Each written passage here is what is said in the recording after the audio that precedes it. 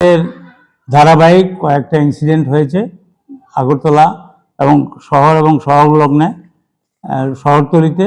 আমি এ ব্যাপারে বলবো যে এটা অত্যন্ত দুঃখ এবং পরিতাপের বিষয় যে আপনার আগরতলাতেই বহুতল বাড়ি অনেক গড়ে উঠছে। গতকাল শুভ্রজিৎ চৌধুরী আহত অবস্থায় হসপিটালে গিয়ে বার্ন অবস্থায় কালকে মৃত্যু হয়। এটা অত্যন্ত বেদনাদায়ক। এটা আপনার মুখ্যমন্ত্রী গিয়েছিলেন, উনি তদন্তের কথা আশ্বাস দিয়েছেন। কিন্তু আমি বলবো এই শুভ্রজিৎ যে মারা গেছে এটা বহুতল বাড়িতে এটা বাস্ট হয়েছে, টিএনজিসির কানেকশন ছিল বাড়িতে। সুতরাং এটা সুষ্ঠু তদন্ত আবশ্যক। আর আগরতলা শহর ডেভেলপমেন্ট হোক আমি চাই।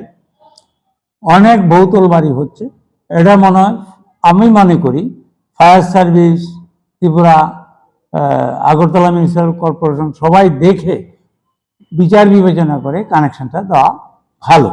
আর আমি বলবো শুভজিৎ একটা টাটকা যুবক ছিল, তার যে অকাল মৃত্যুতে আমরা দুঃখ বা শোক করার কোনো ভাষা নেই। আমি যেটা বলবো ওর পরিবারে 5 লাখ টাকা অনুদান এবং একটা চাকরির আমি দাবি রাখছি মুখ্যমন্ত্রী মহোদয়ের কাছে, যদিও উনি অলরেডি তদন্তের কথা বলেছেন। কিন্তু যুবক, আমি শুনেছি 1 বছর হয়েছে ছেলেটা বিয়ে করেছে, সুতরাং তার পরিবার আছে, স্ত্রী আছে। সুতরাং একটা চাকরি আমি দাবি করছি পরিবারে, আর 5 লক্ষ টাকা অনুদান। আপনি পরপর আগরতলা এবং শহর এবং শহরতলিতে ঘটনা ঘটছে। যেমন আমতলির কাঠালিয়াতে নিজেদের মধ্যে দ্বন্দ্ব শুরু হয়ে গেছে, যদুবংশ ধ্বংসের পথে।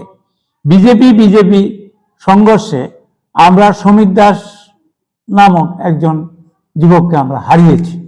দ্বিতীয়টা আড়ালিয়াতে পার্টি অফিসের সামনে আপনি সন্ধ্যাবেলায়, 2 দিন আগে সন্ধ্যাবেলায় সুজিত মনে হয় ঘোষ, মনে হয় ছেলেটা সুজিত ঘোষ নামে একটা ছেলেকে বেদম প্রহার করেছে। বিজেপি মারধর করেছে, পেটে লাথি মেরেছে, পিঠে লাথি মেরেছে, অকথ্য মারধর করেছে নিজেদের মধ্যে খেয়াঘেয়ের জন্য। গতকাল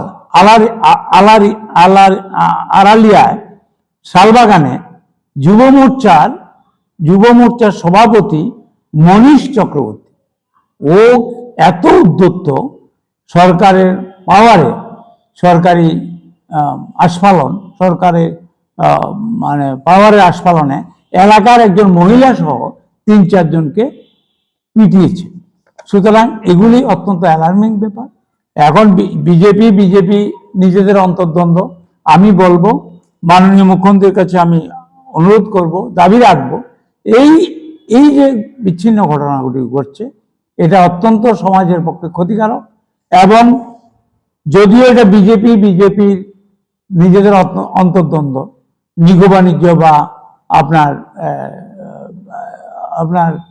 বাণিজ্য, তোলা বাণিজ্যের ব্যাপার নিয়ে তাদের চলছে, কিন্তু আমি বলবো এটা যাতে চেক দেওয়া হয়, এটা যাতে সুষ্ঠু তদন্তের মাধ্যমে এটা যে অরাজকতা, অশান্তি চলছে কোথায়, আমতলিতে, আপনার আড়ালিয়াতে, এগুলি যে চলছে শহরের বিভিন্ন জায়গায় চলছে, এগুলি যাতে বন্ধ। বলবো আমি তো মোর দেন 55 ইয়ার্স আমি পলিটিক্স করি, কিন্তু আমি আমার পলিটিক্যাল ক্যারিয়ারে কোনোদিন নিজেদের মধ্যে, শাসক গোষ্ঠী নিজেদের মধ্যে হানাহানি করে খুন, আহত এবং র্যানস্যাক করা, নিজের মধ্যে মারামারি করা, এটা প্রকাশ্যে আমি কোনোদিন দেখিনি।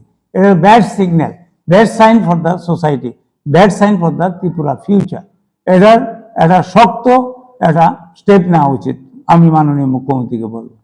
কি বলবো বলুন, বলতে গেলে তো অনেক কথা বলতে হবে। বিলোনিয়াতে আজ থেকে 4-5 মাস আগে ওসি গিয়েছিলেন একটা ফাংশনে 12টার পরে থামাতে, ওকে ট্রেনে হেসে নামিয়ে ওকে মারধর করা হয় এবং ওকে ফুটবলের মতো লাত মারা হয়েছে একটা inspector, OC of Belonia PS. তাইলে ল অ্যান্ড অর্ডারটা কোথায় গিয়ে দাঁড়িয়েছে? সুতরাং এই দিকে মুখ্যমন্ত্রী দৃষ্টি আকর্ষণ করছে। ধন্যবাদ।